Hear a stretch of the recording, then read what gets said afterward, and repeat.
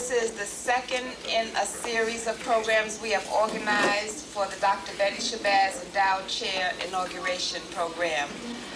As you know, we lost our beloved Dr. Betty Shabazz, a professor here at the college, and we are honoring her.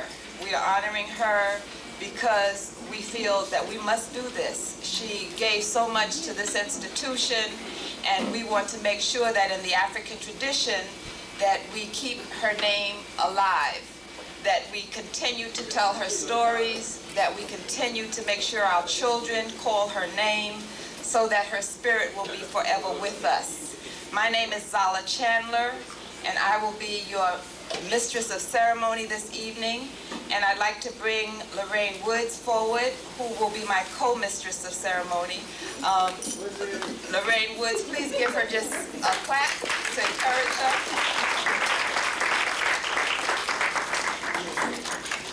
Lorraine is a graduate of Medgar College and just an actually wonderful, wonderful, wonderful individual and woman, and she does this college so proud by the work that she has been doing with youth, by the work that she has been doing with political prisoners, by the work she has been doing in general to uplift our community. So she's sharing this with me.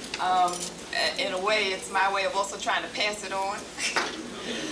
So I want to welcome her to the program.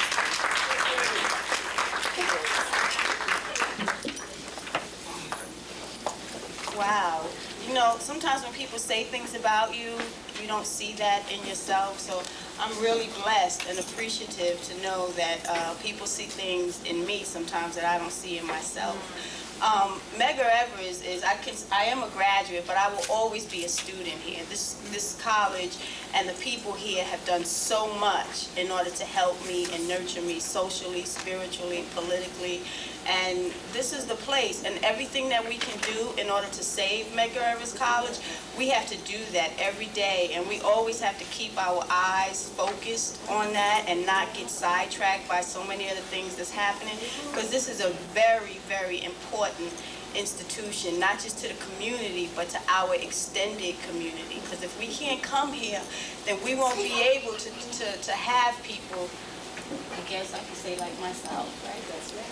You know, and all the other people that I know that do work in their community, in their family community, in their school community, in their work community. So we need Medgar to keep that torchlight on. So I know you're going to be in for a treasure this evening, and I'd like to thank you for coming. So have a great evening.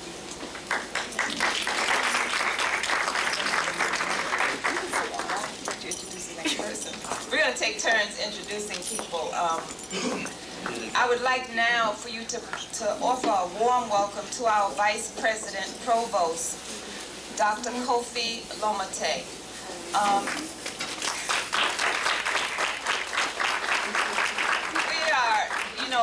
Sometimes the community as well as students begin to take for granted what we have here.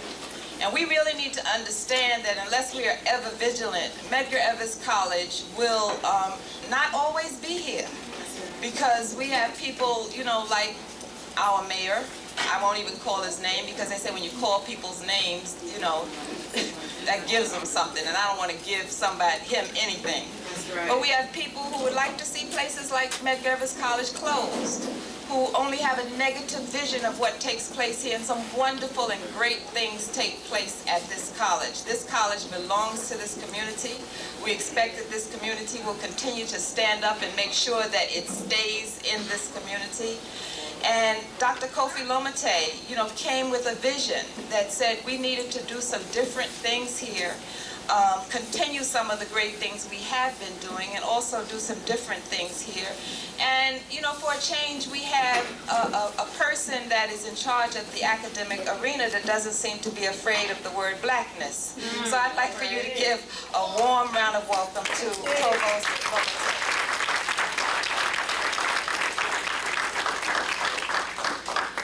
Good evening. It's really great to see so many people out this evening. It's a pleasure for me to welcome you to this momentous occasion as we continue our celebration of the life of Dr. Betty Shabazz. This is truly an august gathering that we have with us this evening. We are particularly pleased to have during this celebration, which continues tomorrow afternoon at the Brooklyn Museum of Art and next Saturday back here at the college, distinguished Betty Shabazz Scholars in Residence in the persons of Professor Emerita Sylvia Winters, who was here with us a few weeks ago, Professor Sonia Sanchez, and Professor Amir Baraka, both of whom will be with us this evening. I would like to take a moment to acknowledge the tireless efforts of a number of people who were involved in planning not just this evening's celebration, but the entire Betty Shabazz Chair Inauguration Program. You've already met Professor Zala Chandler, who is the director. Professor Chandler is the director of the Dr. Betty Shabazz Center for Global Initiatives. She's also a professor in the Department of Language, Literature, and Philosophy. Changed it. I'd also like to acknowledge some other people, some of whom are here and some of whom are not here. Professor Amir Al-Islam, who is the co-director of the Dr. Betty Shabazz Center for Global Initiatives, and also a professor in the Department of Interdisciplinary Studies. He's not here now, I don't believe, but he will be here. He's picking up Sanchez and... Right. He will be here with us later on this evening. Please acknowledge him. Ms. Marge Battle, who's the Director of College Relations, who I don't believe is here. She did leave. Okay. Mr. Fred Price, who is here, the Director of Public Relations. Ms. Trina Robertson, who said she was going to be here. Is she here? I haven't seen her. The Executive Secretary to the Provost. Dr. Joyce King, Associate Provost. Professor Helen Murray of the Nursing Department, and members of the Provost Council. All of these individuals played a key role in putting together this program. Our ancestor, Dr. Betty Shabazz, was a parent, an educator, a career woman, a role model, and a peace advocate. She was an international treasure here at Medgar Evers College. The move by the college, supported by an initial $100,000 allocation from the New York State Legislature to endow a chair in her name, is an opportunity to acknowledge, salute, and institutionalize her legacy. Indeed, as Dr. Shabazz shined as an elder, she shines even brighter as an ancestor. This occasion also provides us with an opportunity to elevate public awareness of the continued growth and progress of Medgar Evers College, the college which Dr. Shabazz called home for nearly 20 years. Many of you have heard me say that these are indeed exciting times at Medgar Evers College, and the inauguration of the Dr. Betty Shabazz Chair is but one reflection of that excitement. These are exciting times at Medgar Evers College, in part because we have the best faculty in the City University of New York. I'd like to ask those faculty members who are here to stand up and be acknowledged.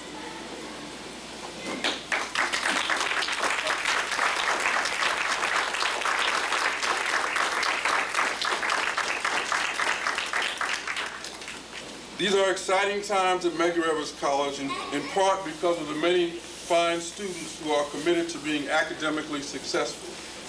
They strive to be successful here so that they can be successful in the larger society. For many, this is reflected in conscientiousness and dedication. Our college continues to grow and make progress, but let me stop here by singling out our fine curriculum. For many years, Medgar Evers College has worked hard to identify and address the higher education needs of the community surrounding us. Our many outstanding programs in areas such as biology and environmental studies are reflective of this effort. Before I go any further, let me remind you that this celebration continues tomorrow with lectures by Professors Sanchez and Baraka, as well as by Atala Shabazz, daughter of Dr. Betty Shabazz and El Haj Malik El Shabazz, or Malcolm X. That will take place at 2:30 at the Brooklyn Museum of Art on tomorrow. On next Saturday at 3:30, Henry Foster, U.S. Surgeon General nominee, will give a presentation followed by a reception with live jazz. Please continue to fellowship with us as we reflect on the life of our fallen heroine, Dr. Betty Shabazz. I regret that I will not be able to stay with you for the remainder of this evening. My wife and I are celebrating our 22nd wedding anniversary, and I would like to...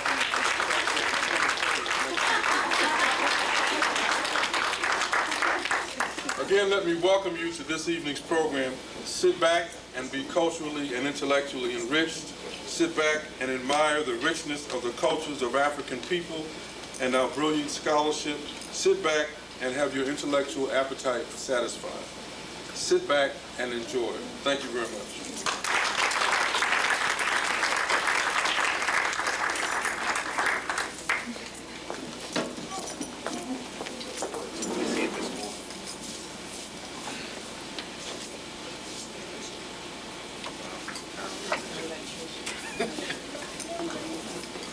Thank you, Dr. Lamote. Before I introduce our next speaker, I would just like to say there are two other people that I would like to acknowledge and thank for their presence and their spirit here at Medgar Evers. One is Sophia Bendelli, who is a great asset to the women that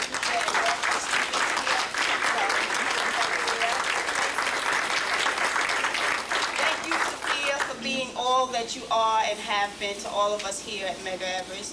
And certainly one we cannot forget is our brother Tony Akeem here. Without the perseverance and the spirit and the energy and the determination and the forthrightness and everything that this brother does, we would not have so many of the things that we have here, from Kwanzaa to the tribute to the ancestors, to Medgar Evers Day.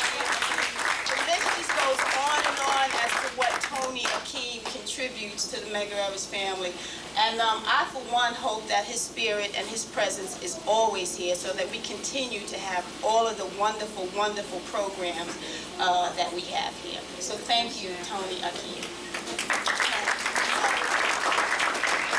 Our next speaker is Joseph Wachter, and he's in the freshman year program. He's also presently the coordinator of the Black and Latino Male Initiative here at Medgar Evers. He came to Medgar at the behest of our ancestor, Dr. Betty Shabazz, after requesting that he serve as a member of the board of directors for his community-based organization, the SOAP Connection. And Joseph Wachter is also one of the people here that cares about the students here and gives up his time and his energy to make sure that we don't just excel academically, but that we know that we have people here that are here to encourage and support us in those times when we really need it. So Joseph, can you come on up?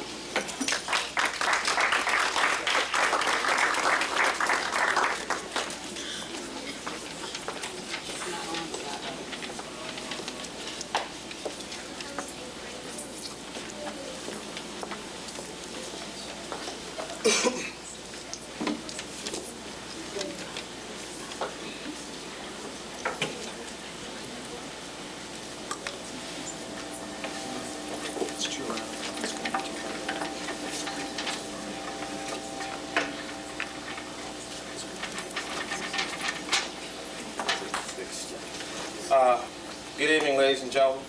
And as you just heard, my name is Joseph Wachter. The reason I am here is in part by the behest of Dr. Shabazz. I called her on the phone just a week before her accident, and was trying to get my company started. I was looking for a board of directors. I needed some big names, and someone said that I should give her a call. She was very cordial over the phone, and I was supposed to have met with her, as a matter of fact, 2 days after her accident. In any event, I came here, and as you see, I haven't left yet. I'm still here. I had no intention of speaking here tonight. I got the flyer that says, we haven't spoken word tribute, and I planned on being in attendance here. But as I was about to throw away, I had committed the date to memory, and I was about to put it in the wastebasket behind my desk. I have a picture of her on the wall with her 5 children, 6 children. And all of a sudden, something came to me, and if you've ever been, quote unquote, moved by the Spirit, well, you know why I'm here tonight. So I'm new at this. I've never done a spoken word before, but as they say, break a leg, here goes. It's entitled, And She Said. And she said, find the good and praise it. And she said, find a cause and raise it. And she said, Malcolm, are you sure? And she said, I'm with you always, dear heart. I will endure. And she said, solve the problem and fix the world. And she said, we all matter. Every man, woman, boy, and girl. And she said, young man, get your education. And she said, young woman, stake your claim. Create your station. And she said, peoples of the globe, unite. And she said, we must find a way. We must do what we know is right. And she said, El Hajj Malik El Shabazz, I will carry on your name. And she said, although I grow, I remain the same. And she said, find a cause and raise it. And she said, find the good. Find the good and praise it. Thank you.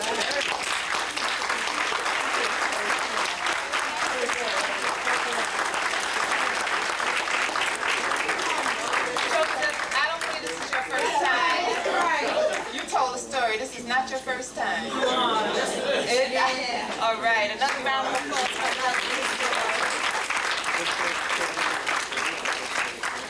Now, we intend to keep the African tradition alive here tonight, so which means that, there's going to be call and response and shout out and all right and ooh, right on. This is, you know what I'm saying? We're going to lively it up a little bit. Without any further ado, I want to call our next poet forward, and this is a really special person because Brother Abdul is always, here when we call him. Abdul Salim is also known as Shanto. Some people call him Dr. Griot because he is a storyteller. He's also a master drummer, teaching his grandson how to drum, and grandson is always with him and comes forward and decides or doesn't decide whether he'll play or not. We'll see what will happen tonight. He's also an herbalist. His place of birth was Guyana. He's living in the USA most of his life on the planet Earth. Please put your hands together and welcome a wonderful, wonderful brother Abdul.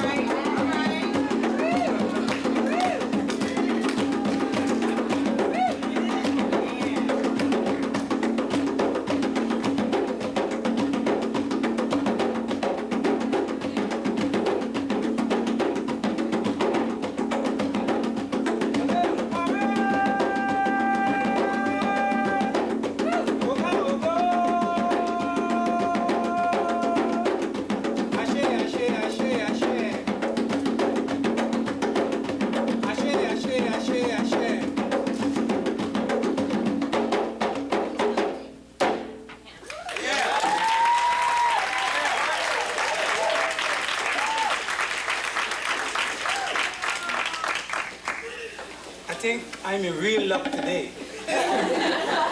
He's ready to play.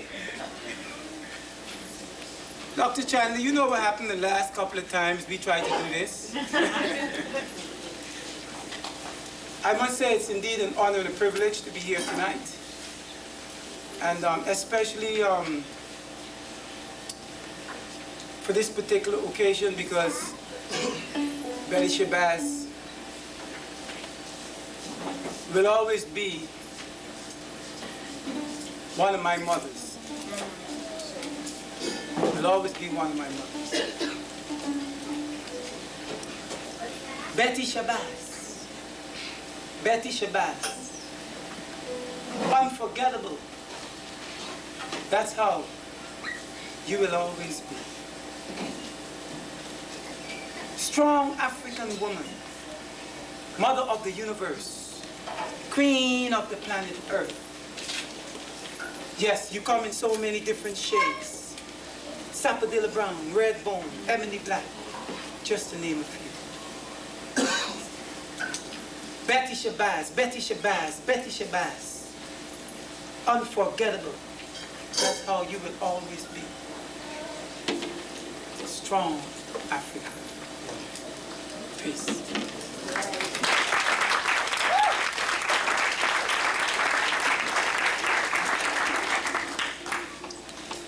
There's so many pieces I wanted to do today, but I was asked to do something which is a very special piece to me. It was written by Claude McKay. So, tourist man wiping his face met me in Golden Grove Marketplace. Him look at me all clothes brown with stain and soaked clean through with the Portland rain. He cast his eyes, turn up his nose. Him said, "You're a beggar man, I suppose. Boy, get some occupation. Be of some value to your nation." I said, "By God and this big right hand, you must recognize a banana man. Down in the valley where the hill."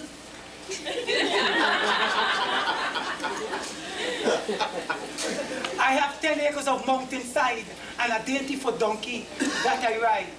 4 gross Mikel, 4 Lacatan, some coconut trees and some hills of yam. And I pasture on that very same land. 5 she-goats and a big black ram.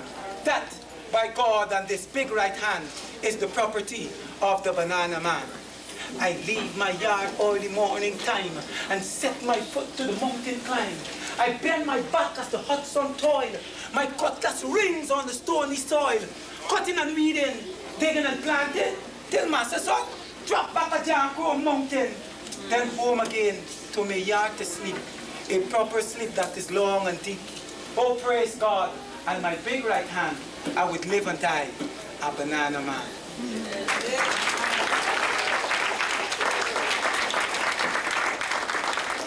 When the truck comes round, I take a ride all the way down to the harbor side. That is the night when you, tourist man, would love to change your place with a banana man. The bay is calm, the moon is bright. The hills look dark even though it's a starry night. Down on the dock there's an English ship resting after an ocean trip. While in the pier there's a monstrous tassel. Clarrymen carry us all in a hustle, with stems on the head like a long black snake. Some singing a song that banana man make, like, "Praise God on me big right hand, I will live and die a banana man." Yeah. "Praise God on me big right hand, I will live and die a banana man." When payment time comes, we have some fun. Me, Ezekiel brother, and Duppy son. Down at United Wharf, knock down a white rum, boss a laugh. Then home again to my yard to sleep, a proper sleep that is long and deep. Oh, praise God, and my big right hand, I would live and die a banana man. So next time you see a man with his old clothes brown with stain and soaked clean through with the Portland rain, don't cast up your eyes, nor turn up your nose. Never judge a man by his patchy clothes. Yeah. I am a proud man, free, part of the mountains, part of the sea. I know myself, and I know my ways. And I will say with pride until the end of my days. Praise God, and my big right hand, I would live and die a banana. All right.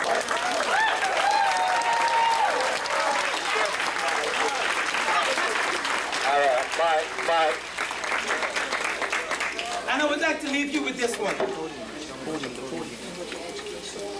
Community. Me not know how them could talk about community when me look around and me not see no unity. How you gonna talk about community when you not got no unity? Mike. Unity is the basis for community. So if you want a community, then you must seek unity. Imagine right man go to the top of the tree, looking down and laughing at everybody. Like he know just now he can fall. Banana standing in the corner, telling planting that in yellow. Cassava living all the way up the coast. And when him come to town, him love the boss. Me the only one that live out here.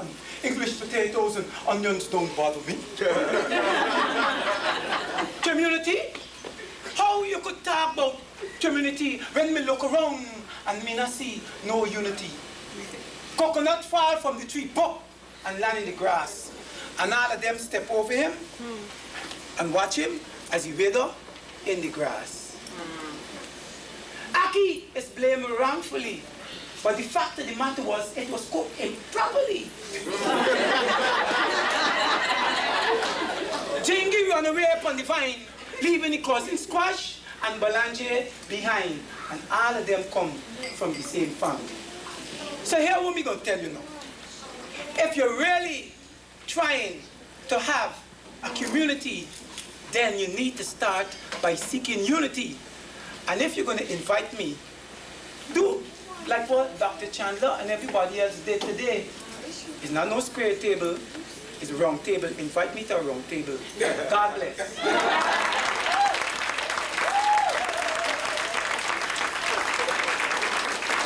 Mic check. Mic. Microphone.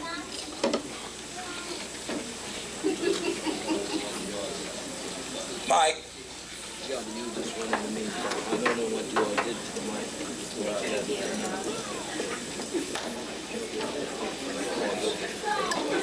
Go ahead. Can you hear me? Yeah.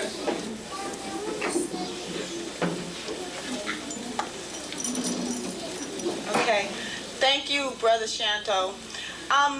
You know, as I look the room, I keep seeing all of these other faces that you can't stand up here and not thank and acknowledge. And I see Dorothy Beatty here, and I would just like to say thank you, because I know personally for myself, you helped me tremendously. And she was also a student here at Medgar, and she works here now. And I don't know what position she fills now, but she used to work in the financial aid office, and she helped lots and lots of people in her tenure there. So I would just like to say thank you.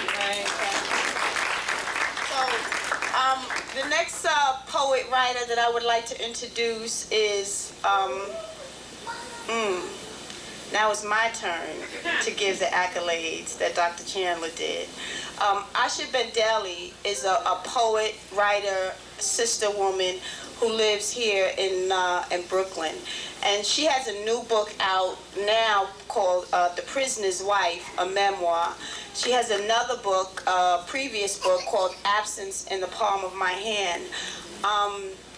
And right now, I can't even find enough words to describe the impact and the power that this woman has in telling our stories, because she tells the stories of not just black women, but she tells the stories of black people and our struggle for freedom and liberation from oppression and classism and all of those things. And every time I hear her voice, the power of her convictions, it gives me chills and it brings tears to my eyes, because she's a truth teller and she never stops telling the truth, no matter who wants to hear it or doesn't want to hear it. And Asha is just like so many of the people that we know that gives life and breath to our lives and refuses to allow us to be invisible and silent. So I encourage you, if you have not read Absence in the Palm of My Hands, you go out and get that. And I definitely encourage you to go and read The Prisoner's Wife, because the prison industrial complex has touched so many of our lives, and in a lot of our communities it's still a taboo to talk about it, and there's silence around it. And again, this sister refuses to be silent around it, and if you read it, it will be an eye-opener and touching. So I would like to introduce my sister, Asha Bendeli, and tell you that I love you.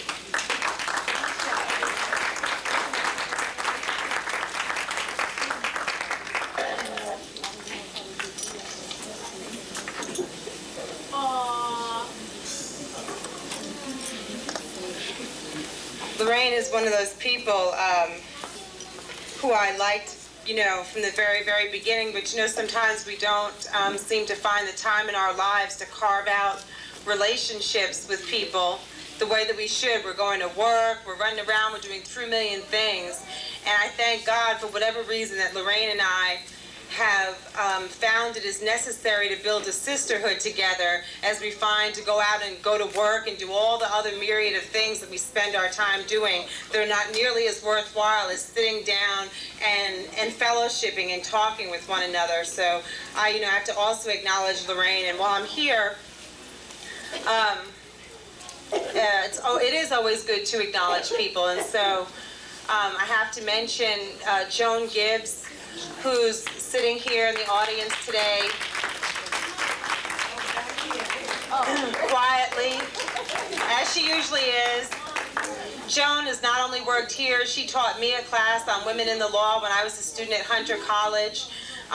But most importantly, Joan has never equivocated, as so many black attorneys have. She has never equivocated on which side she needed to stand on, whether it was working for Sundiata Acoli, who was arrested in the aftermath when Assata Shakur was captured on May 2nd, 1973, on the New Jersey Turnpike in a case of racial profiling many years ago.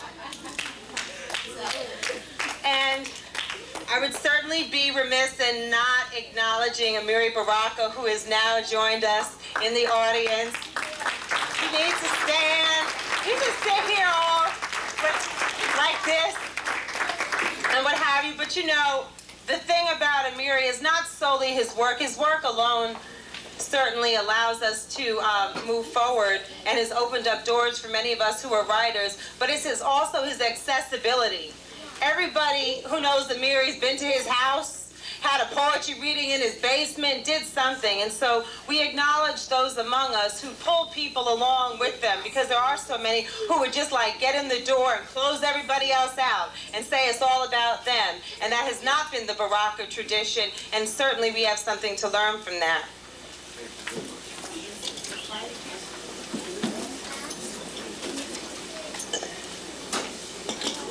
Having said that, how's everybody doing today, this evening? You don't sound too good. You sound kind of low-key. What's going on? This isn't school? I mean, not school like that. So we don't have to be all quiet. I'm not used to that. You wouldn't be like this if you were in the hall, right? You would not be quiet like that if you were in the hall, so there's no reason to be like that here. I want to say a couple of things. There's something that, when I first started reading poetry about 10 years ago, we used to come and do poetry readings and talk with people. It was really a wonderful exchange, because finally that's what poetry is. It is a dialogue, hopefully between us, to move us forward. It's not this weird, out here wordplay, as Audre Lorde called it, that is meant to be a not understandable thing. And slowly, it seemed like over the last 10 years, poetry became more and more part of the mass entertainment network. so that people who were poets became less and less involved in my own generation. I'm talking about 20-year-olds and 30-year-olds, less and less a part of the community out of which we sprung. And I really found that to be a shame, because we acted as though, some of us did, as though we weren't inspired by people. We acted as though we became poets all by ourselves, like nobody around us had anything to do with what we had to say. Like we just got wise and had something to say all alone out there. And we need to break that down. And so I felt like I started to get part of that, where I just come up, read a poem, get my check, go home. I don't like that. That's not the way we're supposed to do our work. I don't believe that. I think that we're supposed to be here to talk with one another, and that's why I wanted to take this moment to say something here, because Medgar Evers really is, for those of us who know it, a lot like coming home. When I was a student at Hunter College many years ago, and we were taking over buildings and feeling very alienated in not a school with a large black population on 68th Street and Lexington Avenue, it was very important to come home to Brooklyn, to Medgar Evers, when Gregorio Mayers was president of student government, and Sophia Bendele was there, and it was Dr. Adedeji was here, and all of these people who helped us reconnect with ourselves so we could go back over there to Hunter College and remember who we were and what we were fighting for.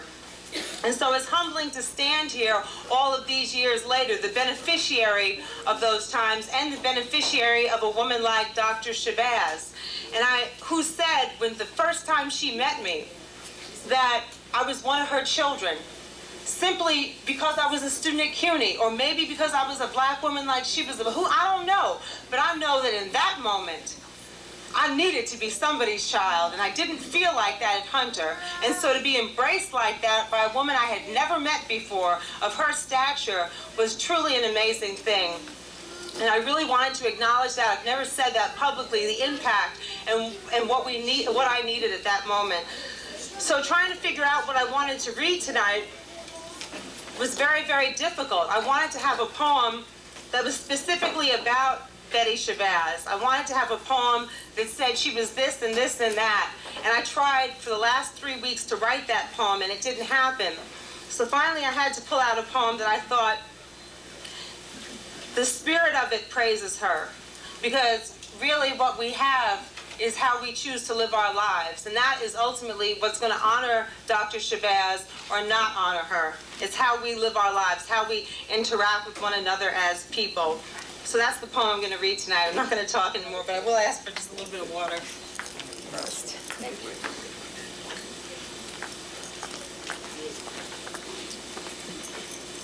This is called The Subtle Art of Breathing.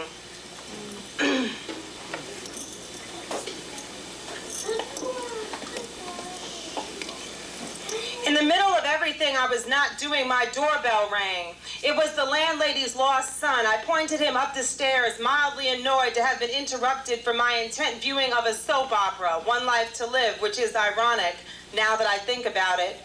Nobody ever suspects women like me, poets, politically conscious, watch soap operas, but we do, at least I do, grateful to retreat into the fictitious chaos of somebody else's life. But this is not a poem about soap operas. It's just that I could not find another way to begin. I mean, how would you do it?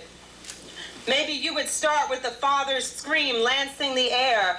Maybe with the indelicate weep of a little sister, or the acidic gurgle of a stomach in self-destruction.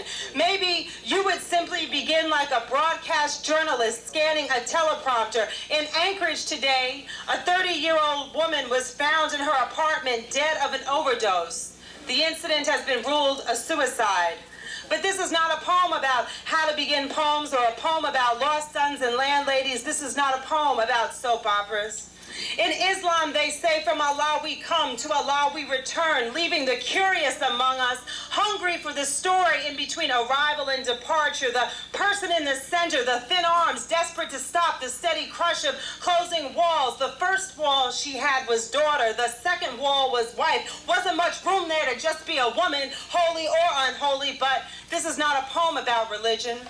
There are people who have accused me of creating the various and sundry crises in my life. There are people who have accused me of refusing joy and blanketing the sun, but then there are people who know, as I know, that even as we laugh, we will not ignore the wincing in our eyes. We are not crazy or invested in sadness. Sister, was it that you knew there was no space to be second best or needy in a country that swallows up the earth from the inside out? They incinerate their own children here. I have seen them scraping their own children into garbage bags or compactors, whatever is efficient, and it might be that this is a political poem. Forgive me. I feel guilty borrowing your family's pain. You were not my daughter, not my sister. I never even met you. Your name and troubles were a footnote at the end of a discussion on lovers and where to go for dinner that night. I know this space of mourning is not mine to occupy, but I cannot leave. Your life reads like the details of my life, and I must know why you are dead and I am not. Yet both of us are 30, black, female, and fighting histories of drugs, violence, separation, loss, stop again. We are a ritual of everyday black woman experience. Stories repeated on Sally and Geraldo, Ricky Lake, and the news. Nothing unusual. Suicide? Been there, done that. And maybe this is a poem about deja vu, or a poem about Phyllis Hyman, or a poem about Billie Holiday. Maybe this is a poem about my grandmother or your best friend from back in the day. Maybe it's a poem about you, but it's definitely not a poem about invented crises, fictitious lives, or retreating, pretending, lying, turning away, or even praying. This is not a poem about soap operas. Once I was told that I was more than all of my hurtings added up together, and if I had known you, I would have told you that too, that there was more to you than your violent marriage. There was more to you than the brown girl crouching beneath the dining room table, more than the baby you lost, more than the last time you or any one of us gave ourselves up like unwilling virgins to cocaine, vodka tonics, cheap wine, Newports, Colombian gold, and beer when the money got tight. There was clear skin beneath your bruises, muscle behind your split ribs, the raving beauty behind your husband's broken side, and screams of, let me tell you something, you ain't nothing, nasty-ass funky hoe. And did you ever see that woman even once? And if I told you, you and I, we are sisters, would you have been able to hear me? Can I ask you one thing? Was it the first time you felt powerful? Did you feel finally some control? Did you say to yourself, this is a table you'll never be yanked out from underneath?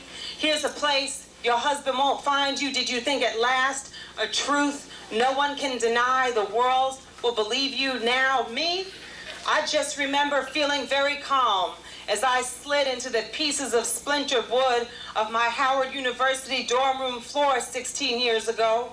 You know what would have happened if you had survived? If you had been surprised by somebody coming back into your room after the 28th pill? You would have tried to fight them as they tried to make you walk. They would have dragged you up and down the hall until the ambulance arrived. They would have slapped you to keep you awake. Whoever found you might still have been screaming. And at the hospital, if you arrive conscious, they make you eat a strange black chalk substance to induce vomiting. You vomit uncontrollably. And in front of you, they stir through that vomit, picking out pills for analysis in the lab. There is no other way to say this. Besides, I told you this is not a poem about soap operas, but maybe this is a poem that warns breathing is a difficult and subtle art.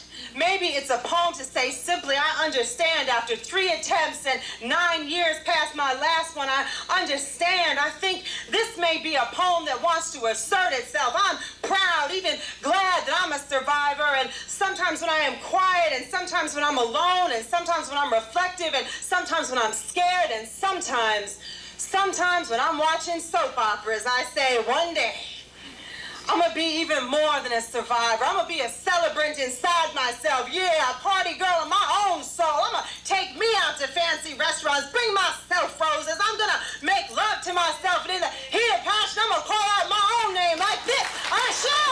Woo! Usher! Then I'm gonna marry myself. Does that sound crazy? Yeah. Martin Luther King said, we may not get there together, but we as the people. And what if I do get there and find myself dancing wild in a bright silk red dress and high heel shoes? Will you come too? If not now, then your next time around, be your own sensual dance partner in high heel shoes, fine as hell, is so full of life.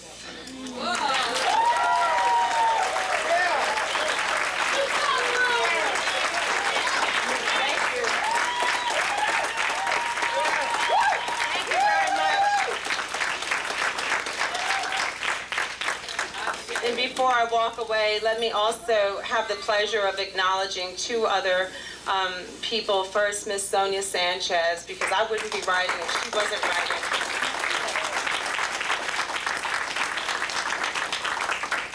And my godmother, Sophia Bendelli, who probably got me that bright silk red dress. Thank you for everything. I love you very much. Thank you.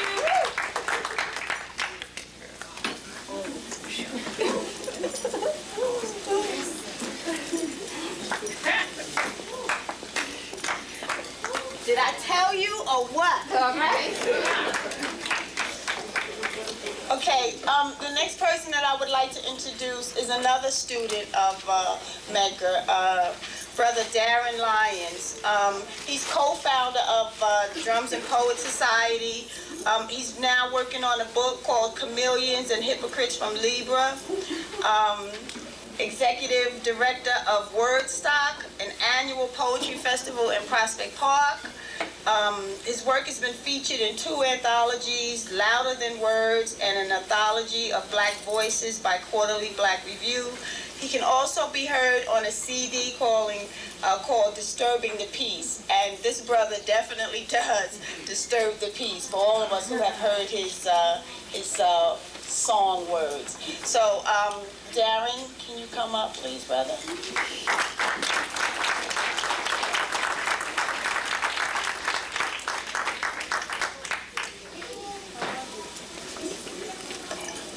What's up, Medgar? Hey. So good to see so many friends. Definitely Zala Chandler. Still pissed at her that she cut her locks, but you know. We know why. But Miri and I hung out last week at Momia's rally. And what amazes me about Amiri is that at 60 odd years, his fire is even stronger. And I pray that when I reach that age, that my fire will be just as strong or even stronger. And a couple of months ago, I was in Philly. I went to do a show, and I went to Temple, and Sonia Sanchez had me in her office for 2.5 hours. And we talked about Coltrane and young writers, and I can remember every word from the conversation. I just want to thank you for enriching me. And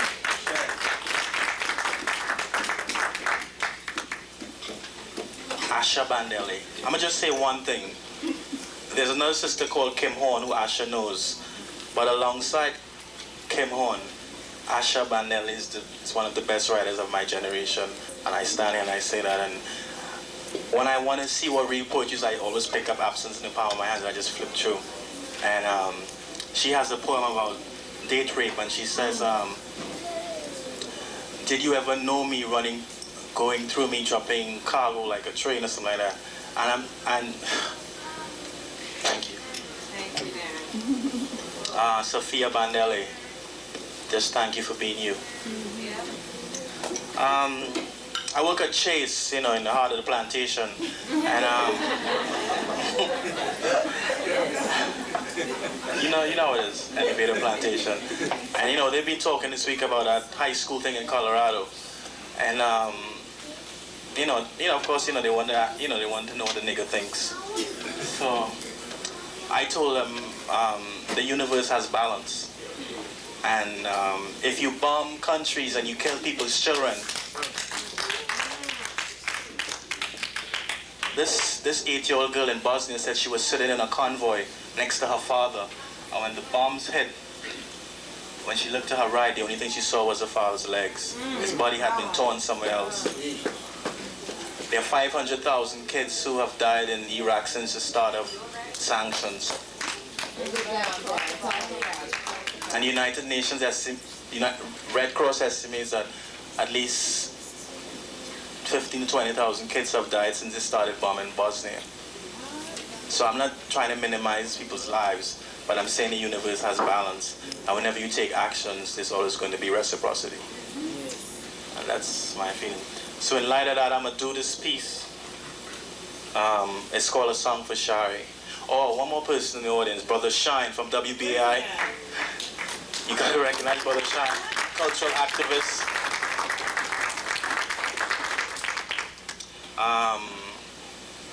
While I'm giving a shout out, I want to shout out my man Omar. He's always been a constant source of strength for me, a great friend. Buy his jewelry.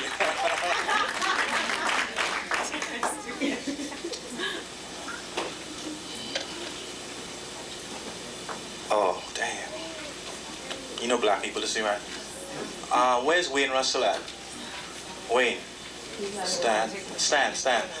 Anybody knows Drums and Poets?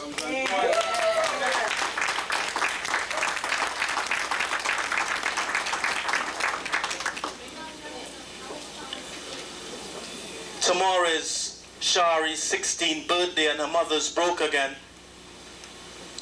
Just bought herself a new wall unit like Senora Santiago in 4G. Little Corey's tiny limbs navigate PlayStation dreams, and in the other room her older sister Nina bum rushes a man at the other end of the phone line. Places a rosary and a crucifix on her protruding stomach, but they fall off. In this crack of the universe, hope and poetry readings are the enemy. Lamps stay on all day because the sun has removed itself from this disgusting drama, preferring to shine instead on Wall Street where the stocks are up, but Shari's skirts fall to her knees in front of crack dealing Tito's altar. He's promised her 16 candles if she would just sip on his manhood one more time. Damn, Senora Santiago, oh man Dios, why mama always gotta keep up with your ass? She wanders between stifling, gurgling, and Tito telling her that she has 4 candles to go. This dark, pissy hallway's her classroom, and light only comes from the eyes of pesky 5-year-olds who play hide and seek with their future.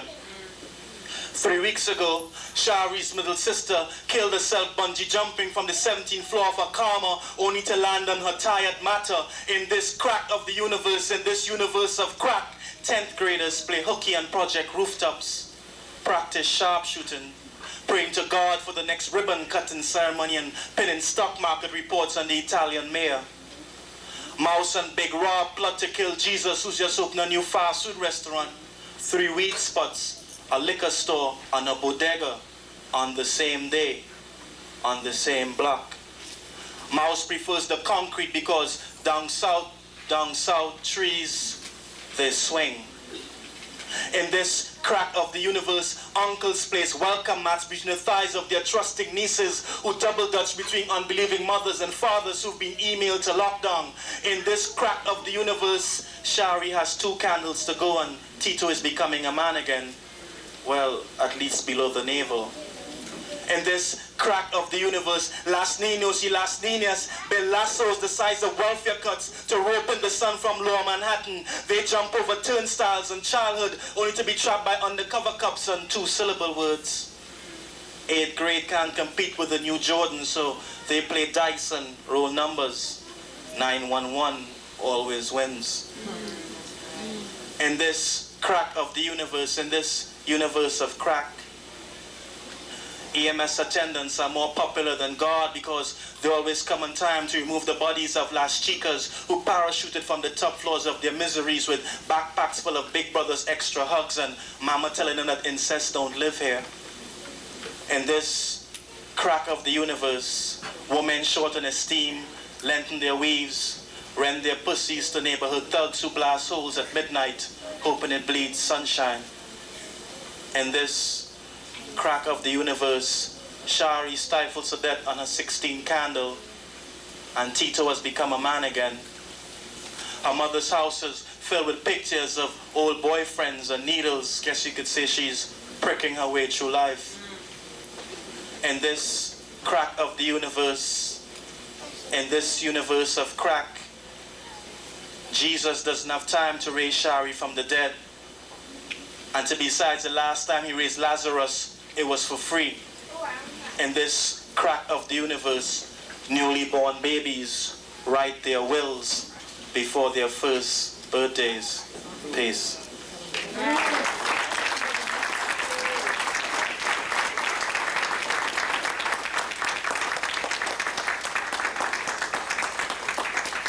Are you enjoying yourselves? Yeah.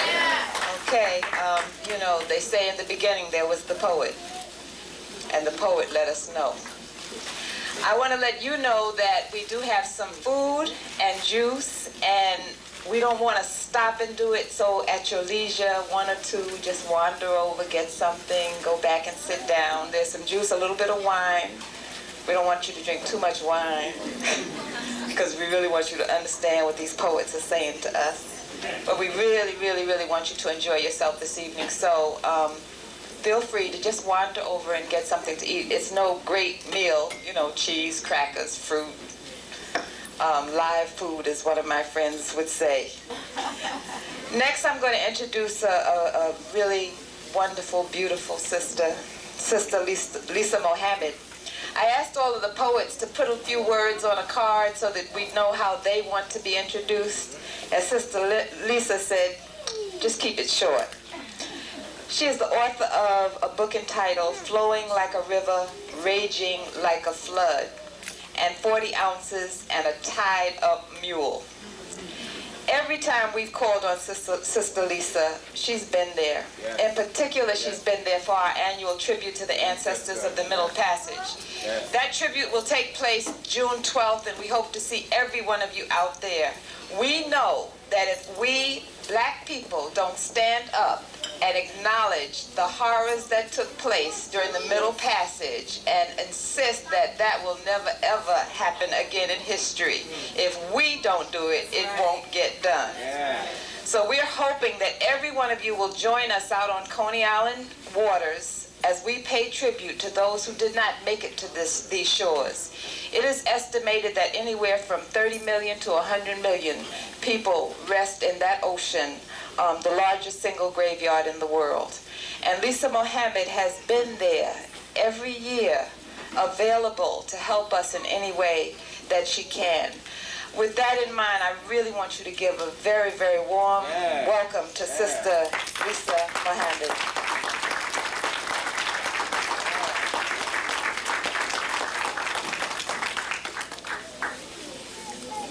Thank you, Queen.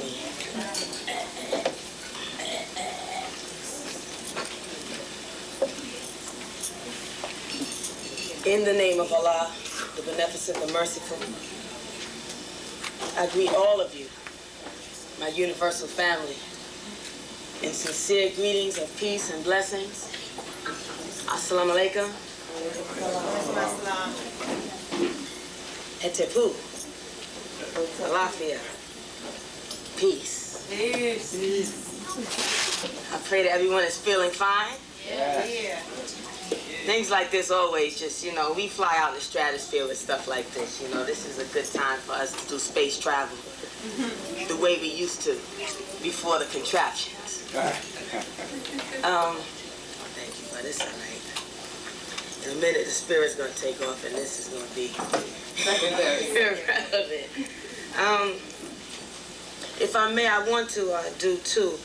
And I have to say, I'm very humbled, very honored to get a chance just to share some words in the midst of such powerful pioneers and gods of the word.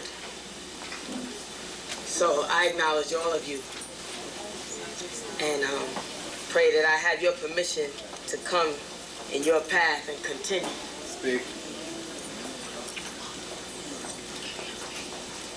This is a tribute to Dr. Betty Shabazz. And I literally just gave birth to this. So I hope that it not only does our sister a little justice, but that it also brings about what I feel is very necessary healing for our family. And I pray you understand once I finish. A tribute to Dr. Betty Shabazz.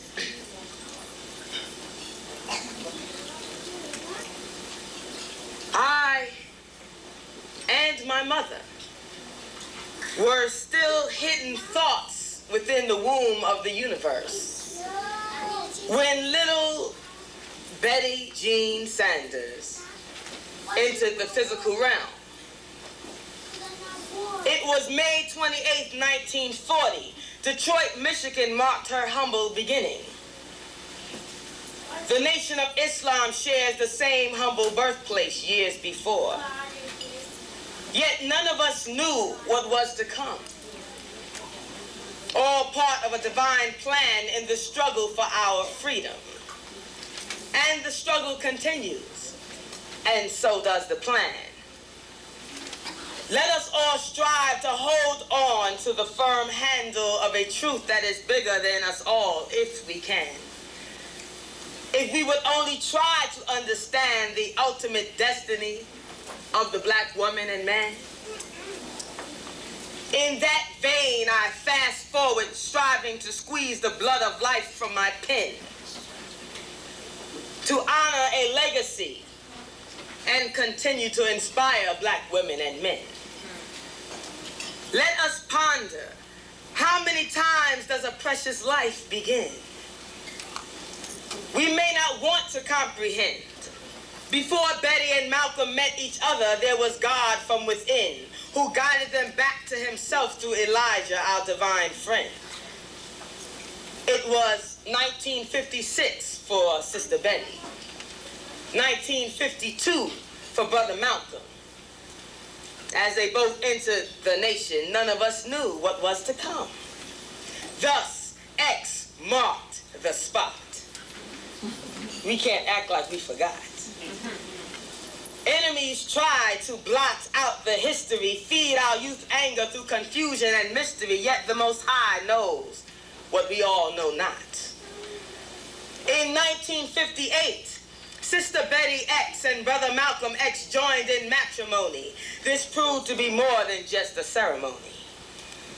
Queen Betty became an understanding, supportive wife, knowing and accepting that the black struggle came first in Malcolm's life.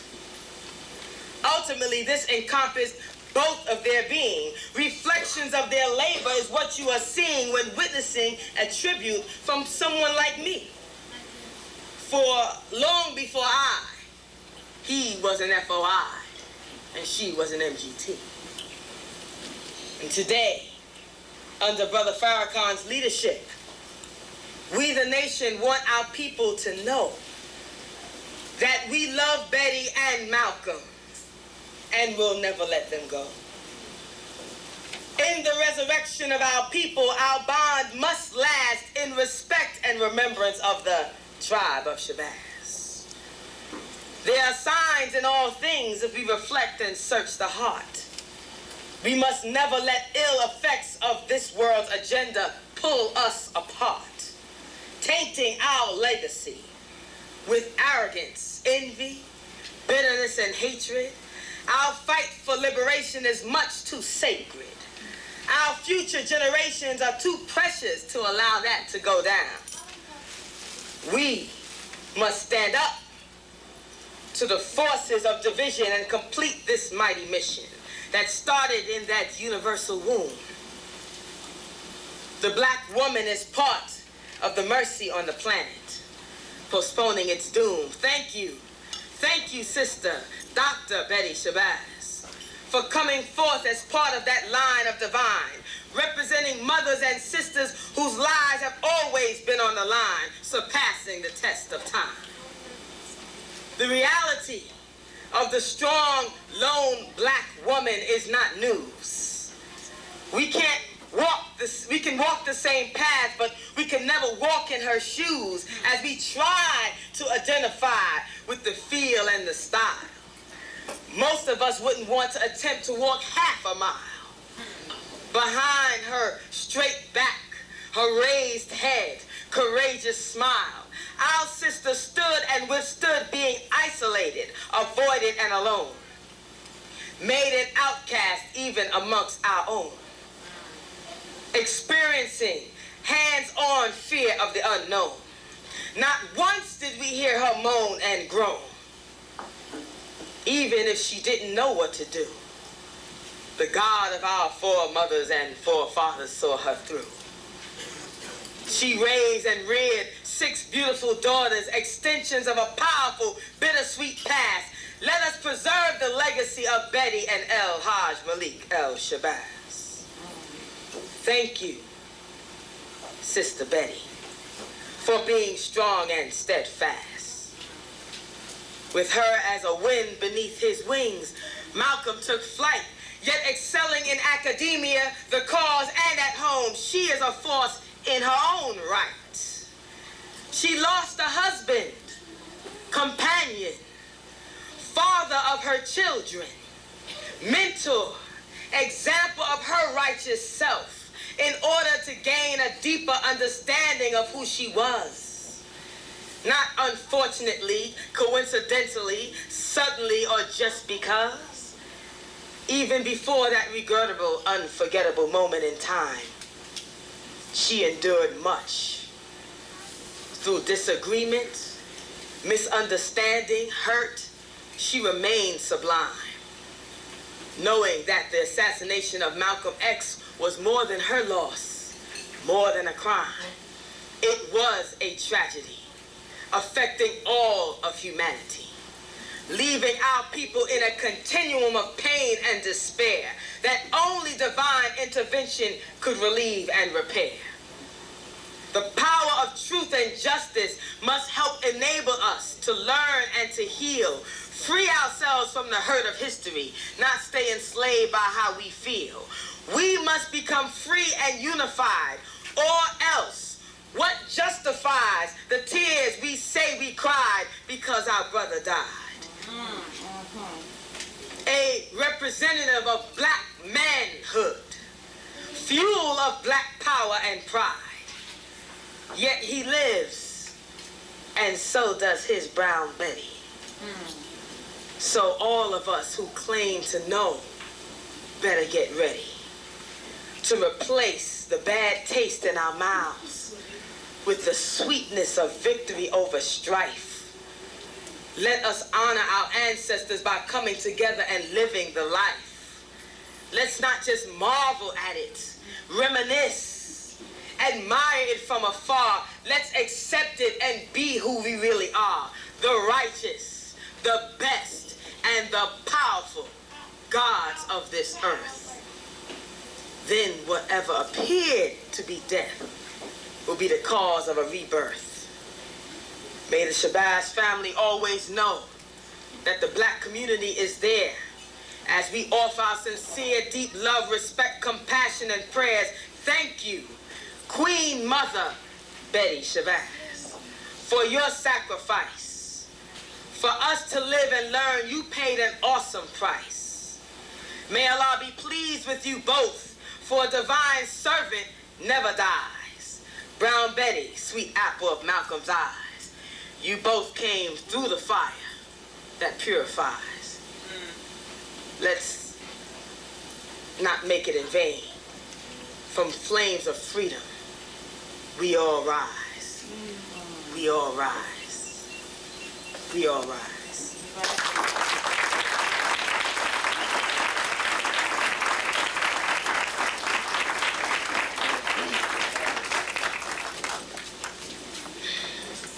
Thank you, family, for bearing with me. That was very challenging for me. Good job, good job. All praises are due to Allah. And the struggle continues. I like to end with a piece called "Is This a Test of the Emergency Broadcast System?" Testing, testing.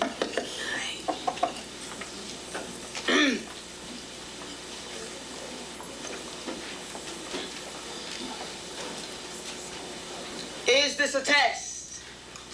Testing, testing. Is this a test? What's all the commotion, manipulation, play with the emotions of a wounded nation? Strong black men rise to their feet. Time to put more peace officers on the beat. Fire spewing from the mouth of the dragon. Young wandering warriors filling up the paddy wagon. Blood in the streets, fools serenade behind broken barricades, dismayed by the illusion of justice. In an assembled rage, turned into a raid. Are we angry, or are we just afraid? Uniforms storm the Black Sea, turned into Red Sea, then Dead Sea.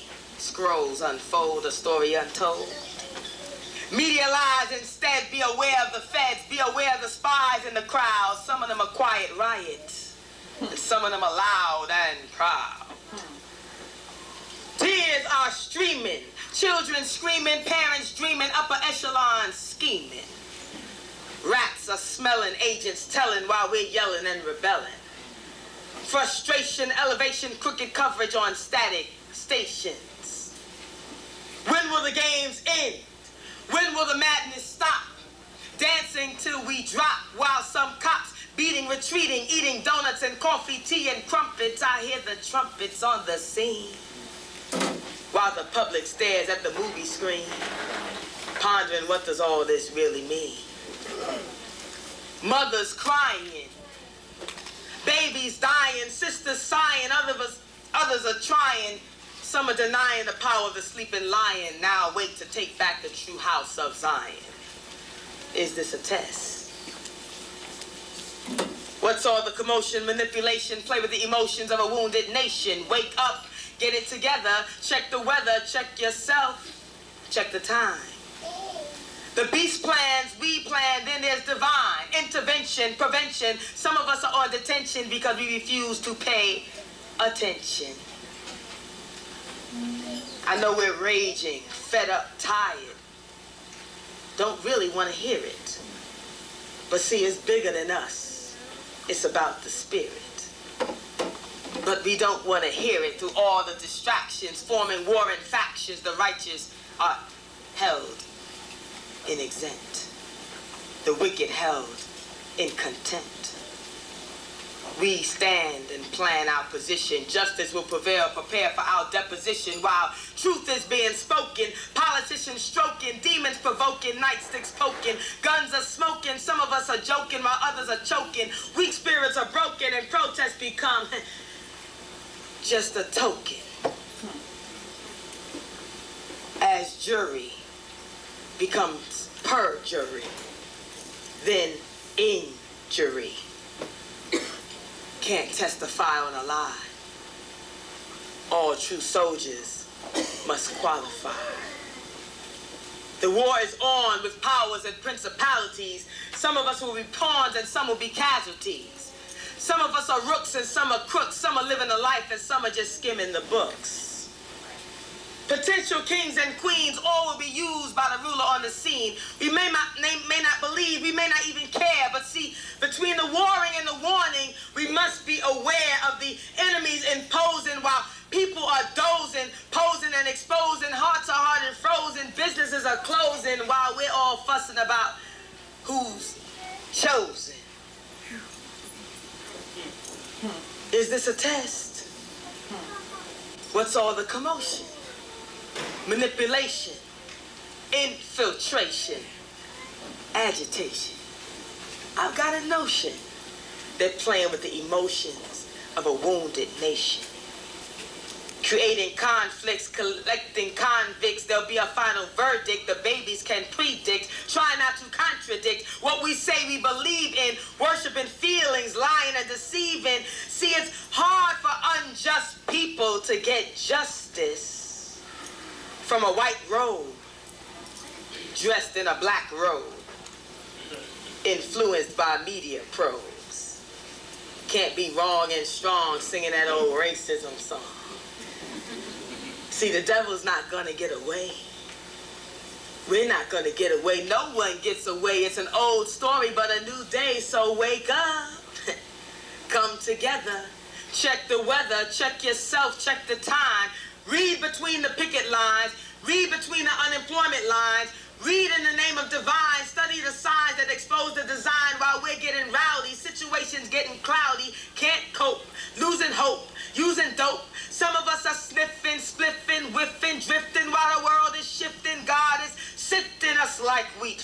tear. Do or dare. Bear or beware. Strive to care, share, dodge despair. Instead of convincing ourselves that life ain't fair, prepare. And let us witness the power of prayer. Is this a test?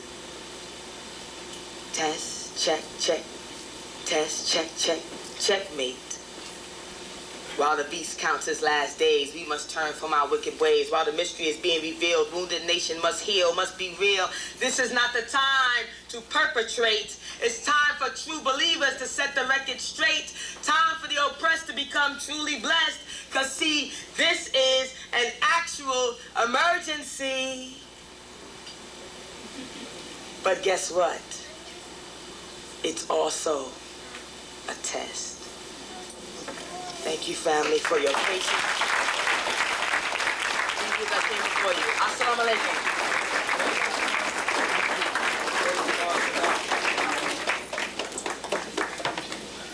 It gives me more than great pleasure to introduce our next poet, Sister Dr. Wonder of this world, Sonia Sanchez. Sonia Sanchez is family to me. You know, girlfriend, you know, somebody you call up on the phone when you got the blues and say you got the blues, and always there to say it's going to be all right. So it gives me great, great pleasure to introduce Sister Dr. Sonia Sanchez. Sonia Sanchez is poet, mother, activist, professor, national and international lecturer on black culture and literature, women's liberation, peace, and racial justice. She is sponsor of Women's International League for Peace and Freedom and board member of Madre. Sonia Sanchez is the author of over 16 books, including Homecoming, We Are Bad People, Love Poems, I've Been a Woman, New and Selected Poems, A Sound Investment and Other Stories, Homegirls and Hand Grenades, Under a Soprano Sky, Wounded in the House of a Friend, Does Your House Have Lions, and most recently, Like the Singing Coming Off the Drums. In addition to being a contributing editor to Black Scholar and the Journal of African Studies, she has edited 2 anthologies, We Be Word Sorcerers, 25 Stories by Black Americans, and 360 Degrees of Blackness Coming at You.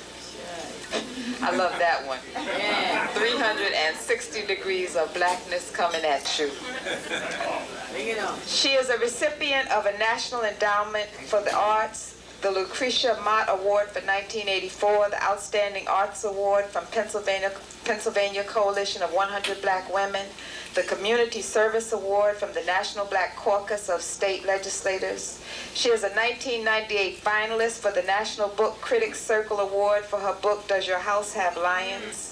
She is a winner of the 1985 American Book Award for her book, Homegirls and Hand Grenades, the Governor's Award for Excellence in the Humanities in 1988, the Peace and Freedom Award from Women International League for Peace and Freedom for 1988-89, and a Pew Fellowship in the Arts for 1992 and 1993. Sonia Sanchez has lectured at over 500 universities and colleges in the United States and has traveled extensively reading her poetry in Africa, Cuba, England, the Caribbean, Australia, Nicaragua, the People's Republic of China, Norway, and Canada. She was the first presidential fellow at Temple University, and she holds the Laurel Carnell Chair in English at Temple University. Her forthcoming book, Shake Loose My Skin, is now actually out. Please welcome, with a warm round of applause, our own sister poet, Sonia Sanchez.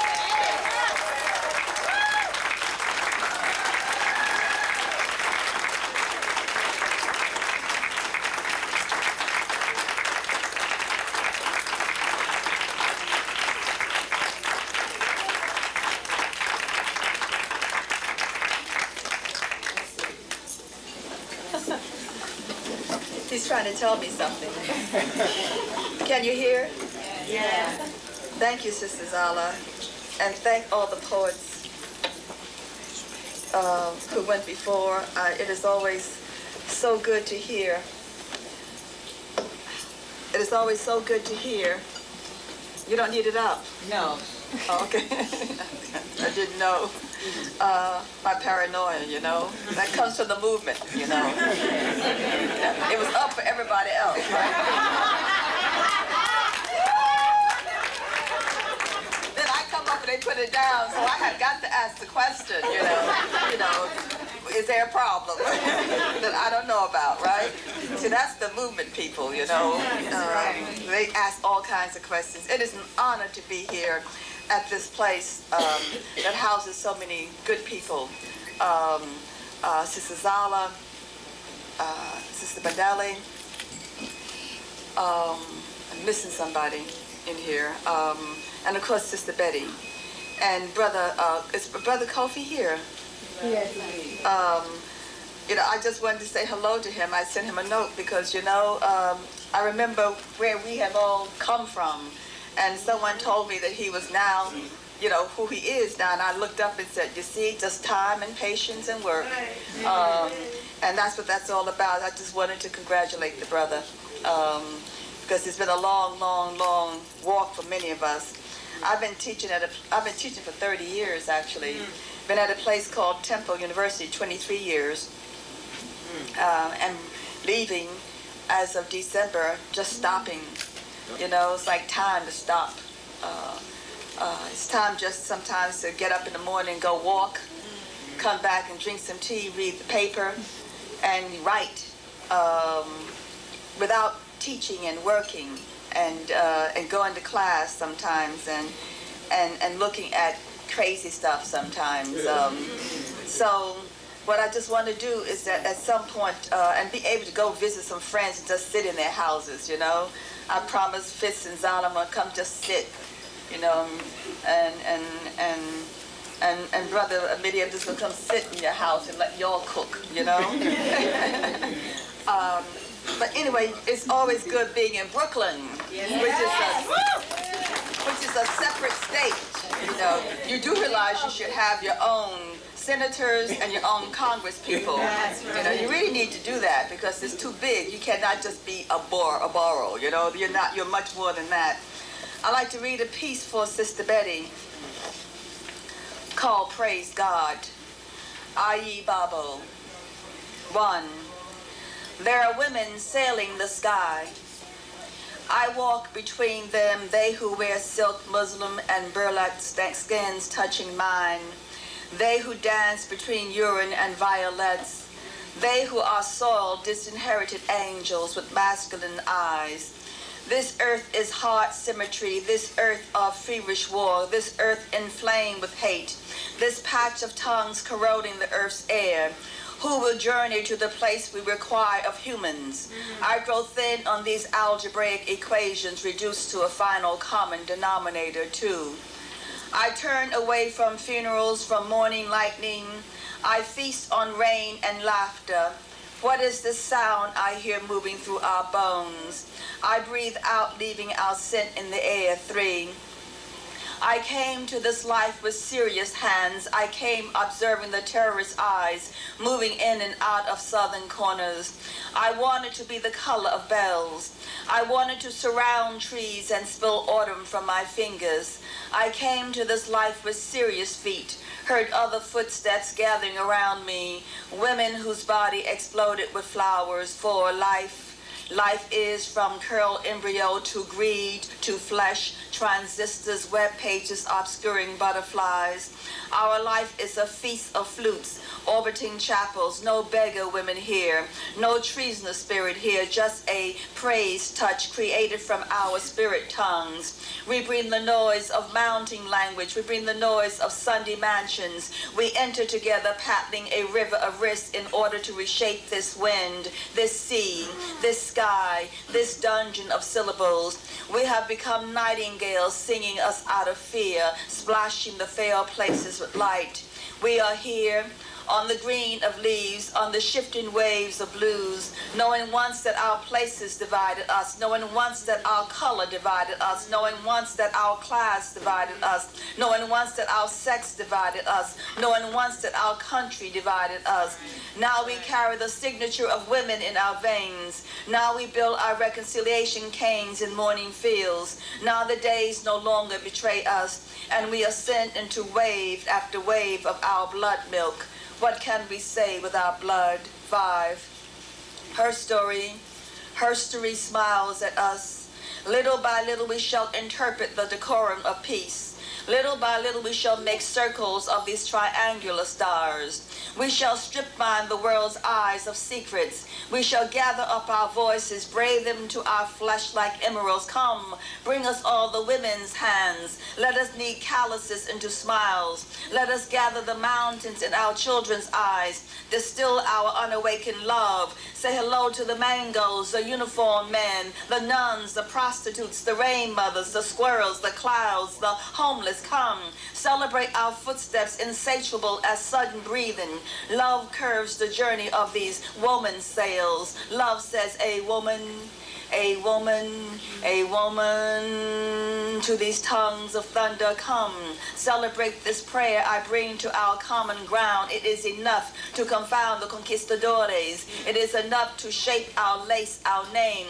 Make us become healers. Come celebrate the poor, the women, the gays, the lesbians, the men, the children, the black, brown, yellow, white sweat peeling with stories. Hey, hey, yeah, yeah, yeah, yeah, bubble. I spit on the ground. I spit language on the dust. I spit memory on the water. I spit hope on this place. I spit teeth on the wonder of women. Holy volcanic women, recapturing the memory of our most sacred sounds. Come, where the drum speaks. Come tongue by fire and water and bone. Come praise God and Ogun and Shango and Olokun and Oya and Jesus. Come praise our innocence, our decision to be human. Re-enter the spirit of mourning doves, and our God is near. I say our God is near. I say our God is near. Hey, hey, hey, hey, hey, Bobo.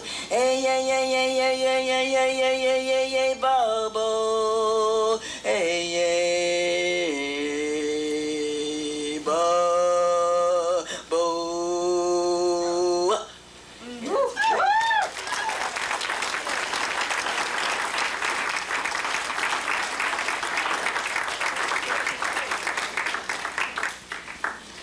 A poem simply called Malcolm. Do not speak to me of martyrdom, of men who died to be remembered on some parish day. I don't believe in dying, though I too shall die, and violets like castanets will echo me.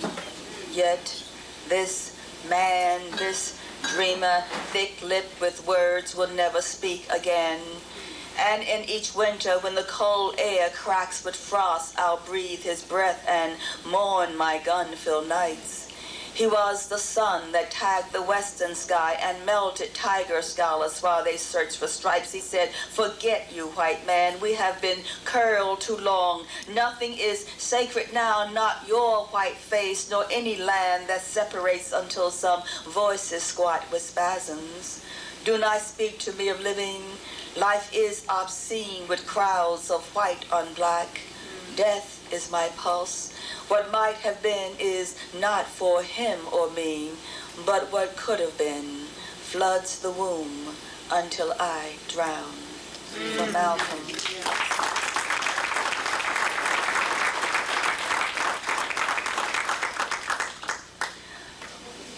Brother Ezekiel Mfahilele will be 80 years young this summer, and they will be honoring him in South Africa, and some of us will be traveling there to do honor to this man.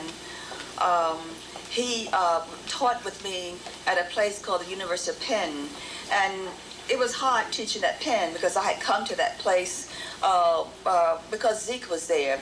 he's changed his name to Eskia. You know, you do know that many Africans who were educated on that continent had to take Christian names because, you know, before they would educate them, they had to make sure that they were civilized. So you were civilized if you had, you know, if you were given these Christian names. And so, of course, you know that James Ngugi then changed his name to Ngugi wa Thiong'o, you know. And Zeke changed his first name to Eskia Mfahilele. And he had gone home in 77 to visit his hometown for the first time, and I went and knocked on his door because, you know, you can only stay in that academic setting just so long. You have to go and then walk for a while to rid yourself of what's going on, you know, in there. So I knocked on his door and grabbed him and said, let's go. We did our ritual walk, and I was just talking away saying, you know, Zeke, and you know, and blah, blah, blah, blah, blah, and I heard this silence, you know, and I turned around and said, man, you're going to return home. He says, how do you know? So I said, because you're not here. And he did, and, you know, we went to his house, and my children, I went to his house before he and his wife left, and this is the piece I did called Letter to Ezekiel Mfahilele. Dear Zeke, I've just left your house where you and Rebecca served a dinner of peace to me and my sons. The ride home is not as long as the way I came. 2 centuries of hunger brought me along many detours before I recognized your house. It is raining, and as I watch the raindrops spin like colored beads on the windshield, I hear your voice calling out to your ancestors to prepare a place for you were returning home, leaving the skeleton rites of 20 years behind. You and Rebecca have been walking a long time. Your feet have crossed the African continent to this western one, where you move amid leaden eyes and laughter that froze you in snow-capped memories. Your journey began in 1957, when the ruling class could not understand your yawns of freedom, the motion of 1 million eyes to see for themselves what life was, is, and could be. And you cut across the burial grounds of South Africa, where many of your comrades slept. And you cut across those black Africans smiling their long smiles from diplomatic teeth. Now you are returning home. Now your mother's womb cries out to you. Now your history demands your heartbeat. And you turn your body towards the whirlwind of change, towards young black voices calling for dignity, speeding beyond control on the right side of the road. But this night, full of whispering summer trees, this night nodding with South African faces, heard you say, Sonia, I must be buried in my country, in my own homeland. My bones must replenish the black earth from whence they come. Our bones must fertilize the ground on which we walk, or we shall never walk as men and women in the 21st century. I talked to my sons as the car chased the long-legged rain running before us. I told them that men and women are measured by their acts, not by their swagger in speech or walk, or the money they have stashed between their legs. Right. I talked to my sons about bravery outside of Bruce Lee grunts and jabs, outside of Star Wars nights fertilizing America's green youth into continued fantasies, while reality exploded in neutron boldness. I said, you have just sat and eaten amid bravery, relish the taste, stir it around and around in your mouth until the quick sweetness of it becomes bitter, then swallow it slowly, letting this new astringent taste burn the throat. Bravery is no easy taste to swallow. I said this man and woman we have just left this night have decided to walk like panthers in their country, to breathe again their own breaths suspended by 20 years of exile, to settle in the maternal space of their birth, where there are men who shake hands without hearts waiting for them. They are a fixed portrait of courage. It is 2 a.m. My children stretch themselves in dreams, kicking away the room's shadows. I stare at the night piling in little heaps near my bed, Zeke. Maybe you are a madman, I a mad woman, to want to walk across the sea, to saddle time while singing a future note. We follow the new day's breath, we answer old bruises waiting to descend upon our heads. We answer screams creeping out of holes and shells buried by memories waiting to be cleansed. You invoking the ghost lurking inside this child woman. You breaking my curtain of silence. I love the tom-tom days you are marching. Your feet rooted in the sea. Save a space for me and mine, Zeke and Rebecca, this lost woman who walks her own shadow for peace. For Brother Zeke.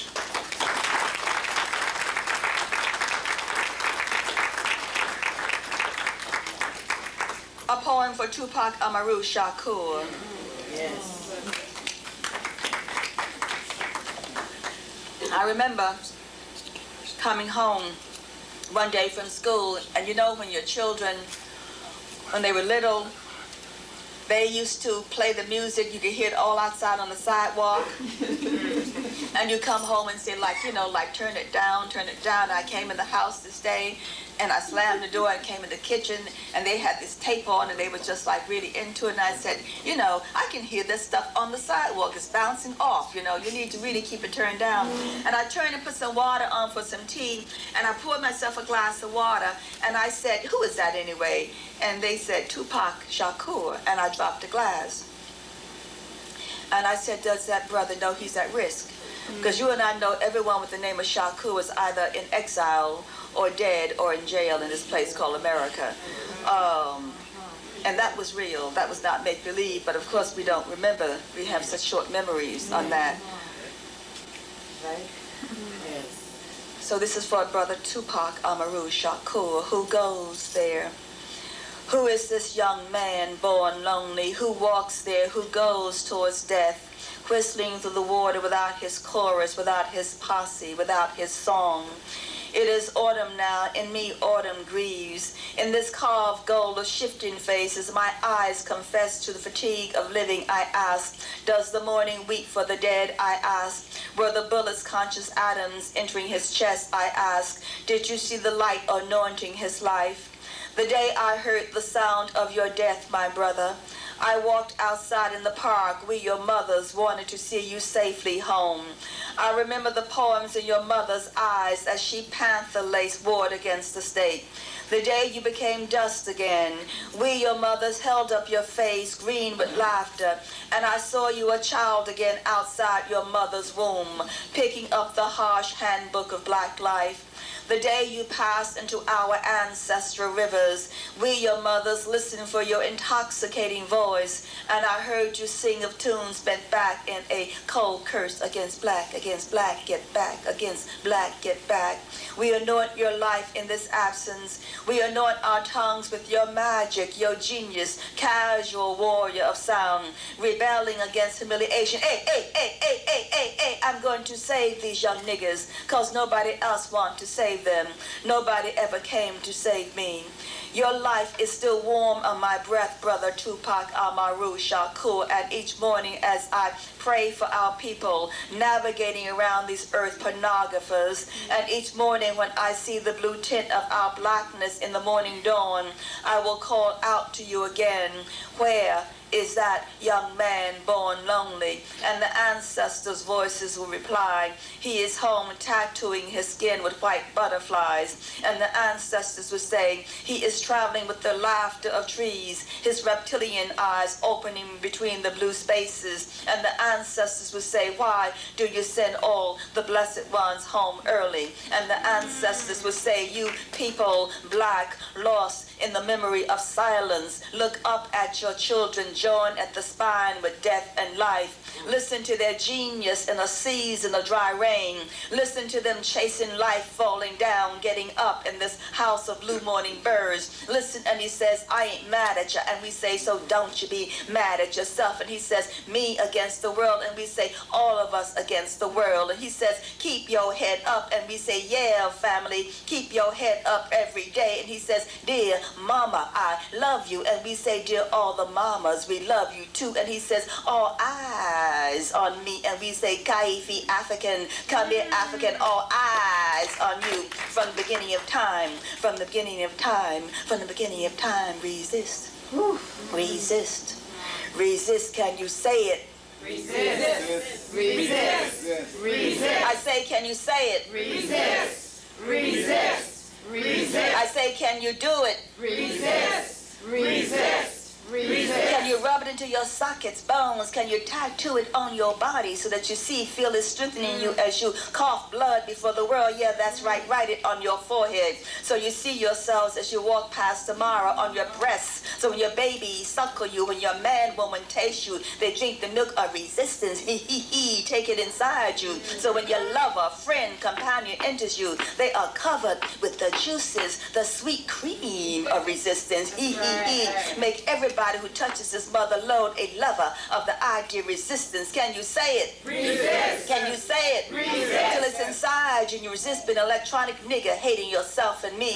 To resist lying and gossiping and stealing and killing each other on every Saturday night corner. To resist having a baby because you want something to love, young sister. Love yourself. To resist being a sure enough stud, fucking everything in sight. To resist raping your sister, your wife, somebody's grandmother. To resist recolonizing your mind.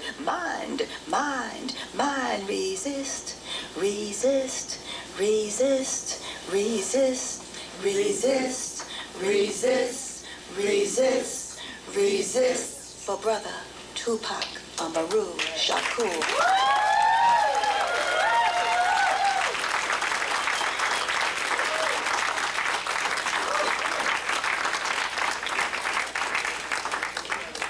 One of my students, the word came to me that one of my students was dying of AIDS. And she, you know, like people do AIDS now like they used to do cancer. You know, no one ever wants to talk about it, no one wants to see.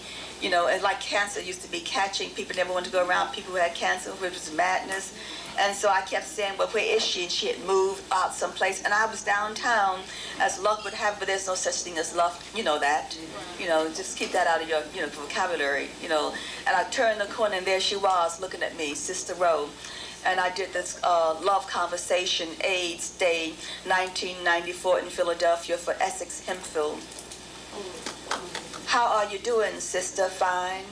How you doing, girl? I said I was doing okay, but how you really doing? I said I'm okay. Didn't I gotta go now? I have to get home to my daughter. Sister, I'm not trying to interfere, but how you making out? Heard you were sick. I'm fine. I said just fine. Didn't I just say I'm fine? I'm okay. I'm standing here talking to you, ain't I know, but how you really doing? Really feeling? Really getting along? I want to help. Heard you was real sick. All right, I'm hanging in there, standing up, sitting down, spaced out, scared, talking, silent, laughing, screaming, legs hurt, body hurt, eyes hurt, chest hurt. When I cough all night, don't sleep a lot, sweat all night long, body wrapped in wet sheets. That's how I am, you know, and I call on my gods to help me through the night. Oh yeah, oh la coon, oh yeah, oh la coon, oh yeah, sister. I want you to know that I am here, and until I pass over, you will see me walking, talking, loving, praying, organizing, being, because I am. The universe knows that I am HIV positive, but I am still woman, lover, mother, sister, artist, organizer, student, activist, woman. I say you will remember me, my life and my love, because I am a woman. Soy mujer, mujer soy. I am for Sister Rowe.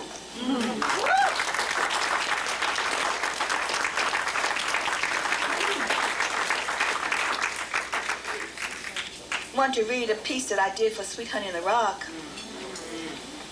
The most important women, people who keep you alive, you know. There are people who keep you alive and keep you going. They're friends, they're scholars, they're fellow poets always looking at the younger poets, always looking at the friends that you have, always looking at Baraka. I mean, people who are consistent. Andrea, I don't know if she's here or not. People who are always consistent, you know, what they do. And I always tell people when they start talking about people, you know, gossiping, I always say, you know, and I like to say this, ask people, is it true? Don't gossip, you know. I mean, Malcolm and Betty didn't leave us that legacy of gossiping, you know, talking, I thought he was too good to be true. Did you, blood? You know, I thought she was too good to be true. How so? You know, you tell me about that. Why don't we just ask people what they about, you know, if this is really the real deal. I mean, we are going to the 21st century, people. Are we not intelligent enough to do that now, huh? Are we not, you know, really cool enough to do that now? Do we still have to turn behind? And what do we show the young people? We show the young people we have not done anything beyond at the beginning. You know what I'm saying? Come on. Show them that that's not what they do, you see, because we know better. Or we supposed to know better, you know, being older, you see. And that's something we really have got to do finally in our time. And one of the people who keeps me, one of the groups keeps me alive, you know, Sweet Honey in the Rock, you know, because like you can put on their songs at night, you know, when you go into bed or you're working or you're grading all those papers, you know. I mean, I have 100 papers at home to grade, you know, and sometimes you just feel like, you know, burning them, but you don't. And Sister Bernice called me one day, and I had this concussion. And she said, I know, you're not feeling well, but I've just, you know, Rains of the hymn, I'm going to stay on the battlefield. And we thought you should put some lyrics to it. I said, let me tell you something. I have a concussion and you know, and a broken leg and a broken foot and all that kind of stuff, you know. But, you know, for y'all, you know, I would like, you know, write this thing. But being the organized poet that I am, you know, like I let the time pass by, went down to do a 3 weeks residency someplace in Florida, and I came back home on the tape was that, you know, we really need this earlier than we thought.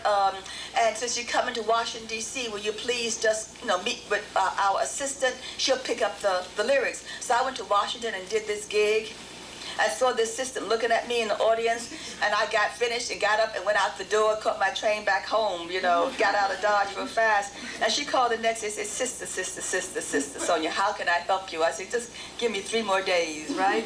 Always with the writers, just give me 3 more days, right? For Sweet Honey in the Rock. I'm going to stay on the battlefield. I'm going to stay on the battlefield. I'm going to stay on the battlefield till I die. I'm going to stay on the battlefield. I'm going to stay on the battlefield. I'm going to stay on the battlefield till I die. I had come into the city carrying life in my eyes amid rumors of death, calling out to everyone who would listen. It is time to move us all into another century. Time for freedom and racial and sexual justice. Time for women and children and men. Time for hands unbound. I had come into the city wearing peaceful breasts, and the spaces between us smiled. I had come into the city carrying life in my eyes. I had come into the city carrying life in my eyes.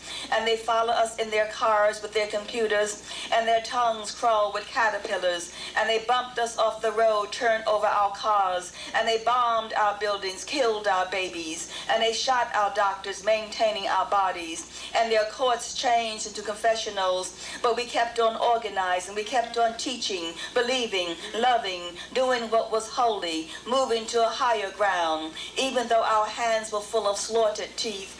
But we held out our eyes, delirious with grace. But we held out our eyes, delirious with grace. I'm going to treat everybody right. I'm going to treat everybody right. I'm going to treat everybody right till I die. I'm going to treat everybody right. I'm going to treat everybody right. I'm going to treat everybody right till I die. Come.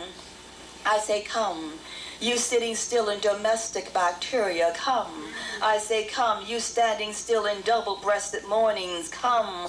I say come and return to the fight. This fight for the earth, this fight for our children, this fight for our life. We need your hurricane voices, we need your sacred hands. I say come, sister, brother, to the battlefield. Come into the rainforest, come into the hood, come into the barrio, come into the schools, come into the abortion clinics, come into the prisons, prisons. Come and caress our spines. I say, come, wrap your feet around justice. I say, come, wrap your tongues around truth. I say, come, wrap your hands with deeds and prayer. You brown ones, you yellow ones, you black ones, you gay ones, you white ones, you lesbian ones. Come, come, come, come, come, come to this battlefield called life, called life, called life, called life, called life, called life, called life.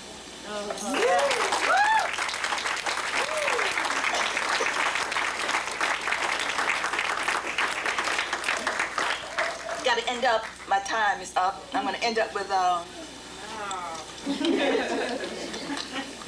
going to end up with two pieces. One piece that I did for Bill Cosby called Catch the Fire.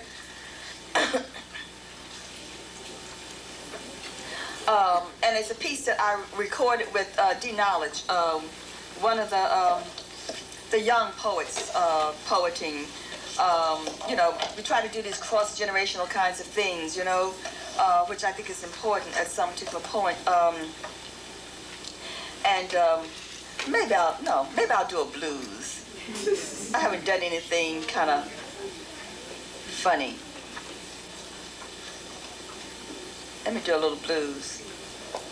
A blues. I've been keeping company with the layaway man. I say I've been keeping company with the layaway man.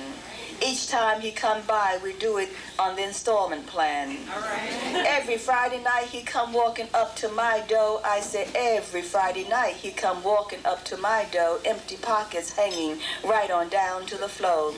Gonna get me a man who pays for it up front. I say gonna get me a man who pays for it up front, cause when I needs it, can't wait till the middle of next month.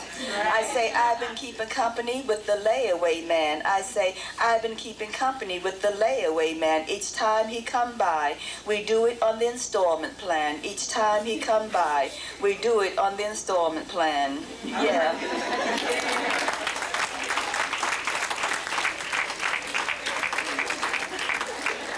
Fanon said, to speak is to assume a culture and to bear responsibility for a civilization. What you have seen some of us do for these last 30 years is that we have been bearing responsibility for this civilization, and we have assumed this culture that we have said is as vital and as viable as any other culture on the planet Earth. We have not said it's better than anyone else's, you know, and because we have even gone to look at our culture, we have found other people's cultures and celebrated those cultures too, if you understand that, because they were kept hidden from all of us, you see. And as we move towards finding ourselves at a place called State, when I started to teach Black Studies, you know, I came across a sign that said, you know, report to whatever, and found that the Japanese had been sent to concentration camps. If I had not been searching for my own history and herstory, I would have never found that out. And I told the two Japanese students in my class, you know, what is this? They said, we don't know. They got mad. We don't know, Sonia. But they went home and asked their parents, who had been silent all of their 18 years about this. And they came back, and with tears in their eyes, when we got in our circle, they said, our mothers and our fathers said they had been put in concentration camps. Isn't it amazing? I found those places. I found Chicanos sitting under sombreros, you know, and they always had someone fat and said, senor, me don't like to work. But Conchita, she like to work. You know what I'm saying? We found those people. We found, you know, Chinese men and women, you know, in the Midwest helping to build a railroad train, banging dynamite up in the mountains, and their bones exploded. And as we travel, we smell their bones still. You see, we saw that in this country. We saw Puerto Ricans not wanting to learn Spanish because they were the first generation. Their parents wanted to be good Americanos. Isn't that amazing? And we saw Puerto Ricans take over the Congress and go to jail. We saw that. In this time, in our time, we saw that. And like my dear friend Zala and Fitz said, what dear Sparrow said, when Sparrow talks about people not doing, and Sparrow said, we know, but we like it so. We know, but we like it so. You know what I mean? You know, we like to get dressed up and look pretty. I'm cold and I'm hard, people, because this is the 21st century and I see my children dying, your children dying, huh? And I see us looking good and being reactive all the time. We react all the time. But we know, and I got to think, unless someone kills us, we don't do anything. I'm not being cold. Then we gather together and we move on and then we stop. This is a country that will never say we did what we did or we even lived if we continue to do this. You can react just so much, whatever. Understand what I'm saying? Reacting is not instigating. It is not initiating. It is not saying simply every day of our lives as we go out, you know. This is more than looking cute. This is more than just teaching in a classroom now. This is making our students who teach in the classroom go out into the community.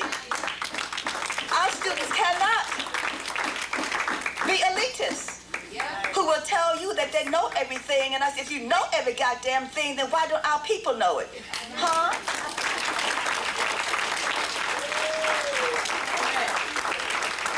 We belong, all of us, with our students. We belong, all of us, on weekends, not hanging out in bars, and not some of the men in the bars for their lunch breaks, huh? Putting dollar bills down people's breasts, and then people's little pink pussies and white pussies. Oh gosh, I've got the children are here, I'm sorry. But it's true. I'm not making this up. Because we free? We're not free. Yeah. What are we free from? Huh? Ideas. You know, you're right. Free from ideas, my brother. You know?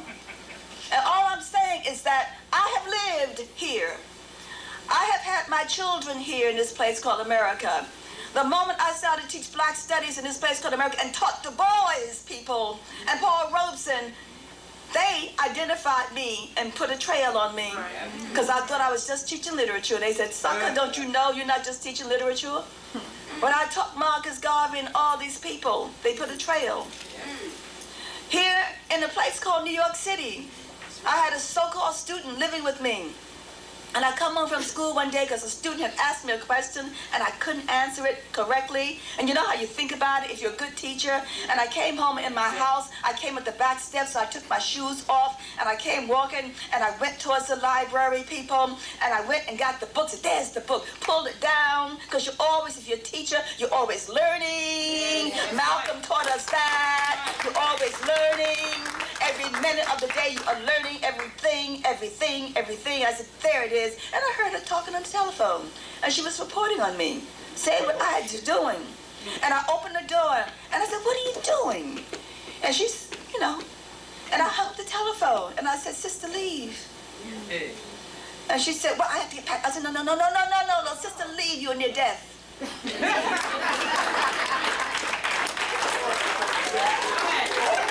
Because she had been taking care of my children.